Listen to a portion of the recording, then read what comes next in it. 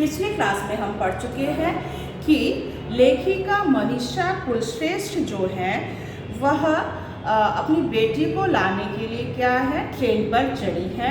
और वह ट्रेन जो है कहाँ से छूटती है, पिंक सिटी से छूटती है। तो लेखिका जब ट्रेन पर बैठती है, पिंक सिटी नामक जो स्टेशन है वहाँ से वह ट्रेन पर चढ़ती है। और उनके पीछे क्या है, जब ट्रेन छूटने ही वाला था तो और 3 बच्चे जो हैं चढ़ते हैं।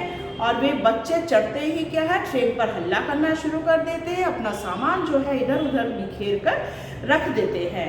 और क्या है, आपस में क्या है, वेस्टर्न कल्चर मतलब क्या है, विदेशी भाषा में अंग्रेजी में बातें करते हैं। रूप शक्ल सूरत से क्या है, वे तो देशीय लग रहे थे पर बनावट जो है वह विदेशों की थी। मतलब क्या है, बालों में उन्होंने रंग कर रखा था, फेडेड जीन्स पहना था, जूते पहने, मोजा नहीं पहना हुआ है।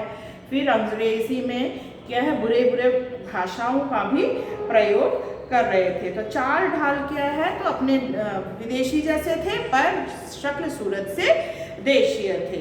तो इससे क्या है, उनमें क्या है, फैशन जो है, आधुनिकता का जो फैशन है देखकर वही प्रतीत होता था कि वे आधुनिकता दिखाना चाहते हैं। तो इसमें क्या है, देखो फैशन तो कर लेते पर क्या है, यहाँ पे मध्य वर्गीय उन लोग जो मिडिल क्लास के हैं उनके रूप रंग से पता चल रहा था। सिर्फ मतलब क्या है, पहनावे से क्या है, किसी का क्लास नहीं बदलता। तो वो किसी प्रकार हुए अपना जो कपड़े हैं, विदेशी पोशाक पहने हुए हैं, उससे उन लोग अपना मध्य वर्गीय जो के वर्ग के हैं उसको वे ढकने की कोशिश कर रहे थे। तो आगे हम पढ़ेंगे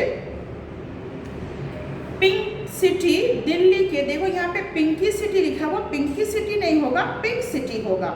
तो पिंक सिटी दिल्ली के सायरोहिल्ला स्टेशन से सीधा 6 बजे चलती है। तो ये क्या है, दिल्ली का जो सायरोहिल्ला, इसको ध्यान रहे, सायरोहिल्ला दिल्ली में है, ठीक है। ये वाला जो है, ये दिल्ली के सायरोहिल्ला जो स्टेशन से ट्रेन कितने बजे छूटती है, पिंक सिटी जो है जाने वाली जो ट्रेन है वह कितने बजे, पिंक सिटी, तो ये जो ट्रेन छूटती है कितने बजे छूटती है, पूरे 6 बजे चलती है, ठीक है। तो सुबह के 6 बजे ये ट्रेन जो है वह छूटती है और दोपहर 3 बजे जयपुर पहुंचती है। तो 6 बजे पिंक सिटी से छूटती है और जयपुर पहुंचती है कितने बजे, 3 बजे, दोपहर के 3 बजे, ठीक है। तो सुबह 5:30 बजे को मुझे मेरा बेटा ट्रेन में बिठाकर सामान व्यवस्थित कर सामने के स्टॉल से 1 कप एस्प्रेसो कॉफी लाकर मुझे पकड़ाकर चला गया था। तो यहाँ पर देखो ट्रेन जो है सुबह सुबह की थी, दिन के मतलब सुबह के 6 बजे की ट्रेन थी। तो उनका एक बेटा भी है जो कॉलेज में पढ़ता है, तो वह क्या है, अपनी मम्मी को देने स्टेशन आया हुआ था, ठीक है। और साथ में उस बेटे ने क्या दिया था, एस्प्रेसो कॉफ़ी जो प्लेटफॉर्म में बिकता है लाकर मम्मी अपनी माता जी को दिया था। तो वो ट्रेन कितने बजे की छूटती है, 6 बजे की छूटती है और वह जयपुर जाकर पहुंचती है कितने बजे, 3 बजे, ठीक है। 3 बजे जो है जयपुर जाकर पहुंचती है। तो यहाँ पर बेटा स्टेशन से, प्लेटफॉर्म से एस्प्रेसो कॉफ़ी लाकर दिया था क्योंकि लोग 5:30 बजे के निकले थे, उसे घर पर नाश्ता करने का को वक्त नहीं मिला था।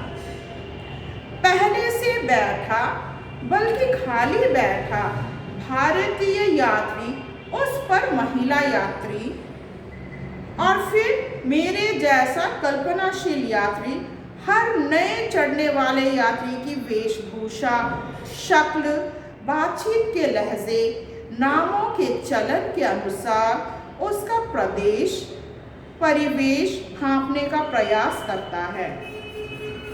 तो लेखिका जब चढ़ी तो उनके पहले और एक मध्य वर्गीय उम्र के व्यक्ति थे, मतलब पुरुष और महिला पति पत्नी बैठे हुए थे।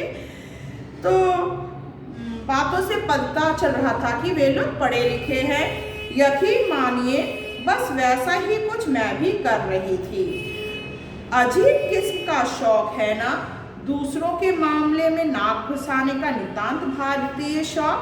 तो हम भारतीय लोग क्या करते हैं, हम अपने से ज़्यादा क्या करते हैं, दूसरे लोग क्या कर रहे हैं उनके मामले में हम ज़्यादा इंटरफेयर करते हैं। मतलब क्या है भाई, कहाँ के हैं, क्या बातें कर रहे हैं, थोड़ा दखल अंदाजी करना क्या है हम भारतीय लोग पसंद करते हैं।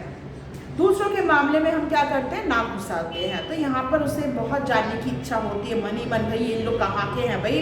मतलब जैसे हमारे साथ जो फेलो पैसेंजर, हम लोग सोचते हैं भाई ये कहाँ के, अगर अपने हुए तो बहुत अच्छा लगता है, किस स्टेट से है, या हम लोग अंदाज़ा लगाते हैं कि भाई बनाव से कहीं दक्षिण के लगते हैं, या सिख हैं तो पंजाबी हैं, बंगाली की वेशभूषा अलग होती है। तो इस प्रकार की इंटरफेरेंस हम लोग मन ही मन हम क्या है कल्पना करते हैं।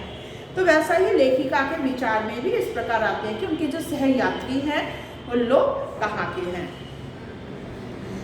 निश्चित रूप से तीनों गोवा के निवासी लग रहे थे। अब ये जो बच्चे हैं, तीनों बच्चे हैं, लेखिका को लगता है देखकर तो क्या है, उनको कहाँ के लग रहे हैं, गोवा के लग रहे थे।